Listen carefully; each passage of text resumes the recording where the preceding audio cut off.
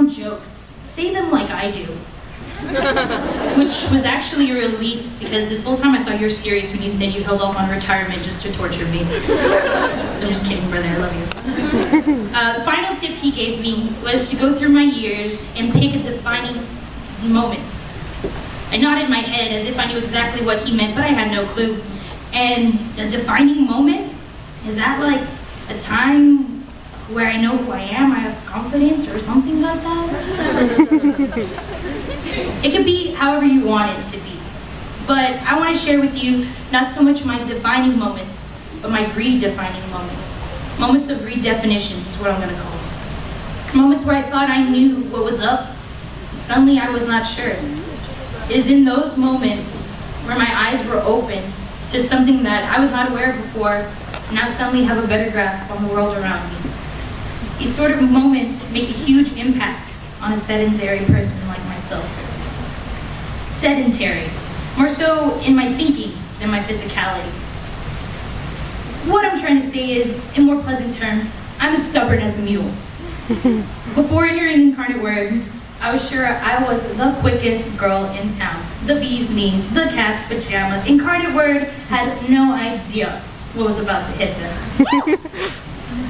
However, as I went mon by mon, cycle by cycle, soon realized, you know what, I really don't know what's going on around here, do I? One of those moments kind of hit me freshman year, Halloween. Grace DePriest and I contemplated so carefully what we wanted to dress up as.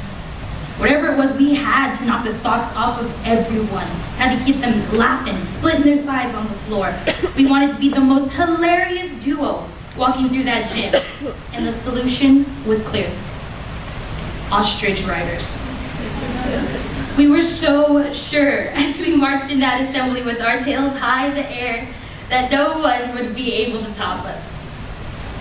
But soon sitting on that gym floor, mouth agape, baffled at the sights that I saw. Homemade, life-size periodic tables, Britney Spears and Lindsay Lohan, Ghostbusters rolling about the bleachers with theme music. Music? This is where we're allowed to bring music. Oh, I sure was set off, you can take that. But I took it as a reminder for the next years. So here's my first tip to you ladies. Nothing is ever too big or too grand. Always go all out. Another moment after this would have to be my junior year field day. Everyone was still hyped up from the victory freshman year. My advisory 225. Woo! I know y'all are out there, Dr. Lynn. We tied our bandanas and painted our faces for that epic war about to begin. We fought strong and hard all day long till we couldn't take in another breath. Every station we conquered assured us we were leading in the points. For sure. Another easy one. As Morris stood at home plate wearing a shamrock cap and flip-flops, slightly exposing his nub of a missing toe, I anticipated the announcement of the second place recipient.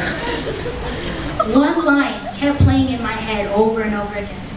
We got this, we got this. In second place, the class of 2011, huh? That's not right. We were supposed to win, not them.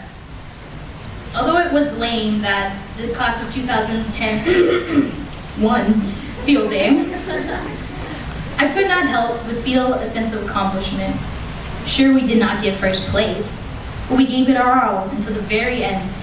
That shows a lot of pride on your part, to be able to devote your whole being to one single moment, even if the result is not what you wanted. So my second tip to you is your best moments are your most passion-filled ones, even if someone tells you they're not. My last moment of redefinition would have to be senior retreat.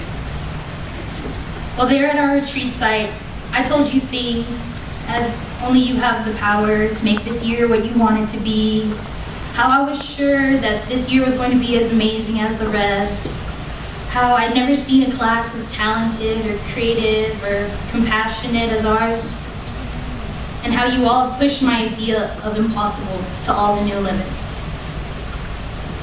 I gave you a few challenges too, such as taking failures, turning them into successes, taking pain and letting it go for good, and to make your year all about finding yourself.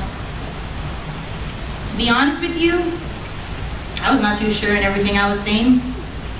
Was I completely positive senior year was gonna be awesome? No. Was I even sure we were capable of figuring out who we are? I don't know. And that uncertainty scared me so badly that I did not want to see the end of it. And it boggles my mind that this is the end of such an amazing ride. This 4-year thriller with twists and turns and drops, flying at high speeds, but a cute picture at the end is sure to come out. A picture you're proud to show off to your friends and smile when remembering how this ride can make your stomach flip, yet feel light as a feather all at the same time. But ladies, you are nothing less than champions on this ride. You are the diehards that grab the front row seat on that roller coaster to get the scariest view. You were the rowdies that were laughing at the kid puking next to you because he couldn't hang with the track. And somehow you still managed to strike that planned pose at the exact time when the flash went off. I don't think you realize what awesome people you are. As I've said before, the tasks you have accomplished in the past are truly indescribable. I've never seen a class beast in field day activities like we have. There aren't many people who can squeeze 14 girls into a table of 8. I doubt anyone will ever raise as much as we did. And who could forget that we are the only class who knows how to throw the bumpinest baby showers. Oh, yeah. I thank God for letting me be part of such an outrageous group of girls. But I especially want to thank you for redefining me into the young lady I am today. I've had some of the best moments my whole entire life with all of you. I've had some of the saddest, some of the scariest. But you know what? No matter what happened, I could always count on somebody coming up to me, making me crack up. And that, ladies, is the best gift you have ever given to me. Remember my tips? Just think of them as little tips to help you redefine yourself later in life. I promise, there's going to be a time. Number 1, always go all out in everything you do. You won't know what your true calling is until you completely submerge yourself into what you want to achieve. Number 2, pour your passion into every aspect of life. The only way to feel your life is meaningful is to truly believe in what you do day to day. And number 3, continue thinking outside of that box, because that's where the impossible is possible. I love you guys so much. And I want to thank you for this opportunity to talk to you. I want to thank my officers. I had a really great group of ladies this year. They helped me so much. You know, Simsic always ready to take my orders. Bobby always coming up with solutions when I'm flipping out. Jenny just doing everything that Jenny does. Al, always prepared, 24/7, never even had a reminder about a thing. And Alex Waits, when is it not helpful to have Alex Waits around?